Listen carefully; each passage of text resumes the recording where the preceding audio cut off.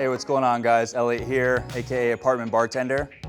So if you know me, you know that I'm a big cocktail nerd and an even bigger ice nerd. LG's InstaView refrigerator with craft ice is a total game changer when it comes to making drinks at home. My go-to cocktail is a cognac old fashioned.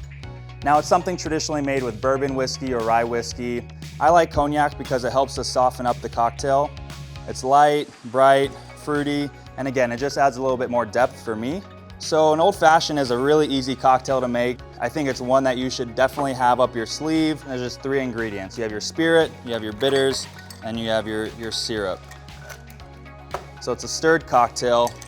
Gonna add some ice just to properly chill and dilute the cocktail. And then most importantly, gonna strain it over LG's craft ice.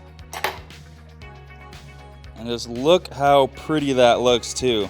And you can't forget the garnish. Garnish is an important part of the cocktail. Helps to add to the wow factor when you hand it to you and your friends. Cheers guys, drink responsibly.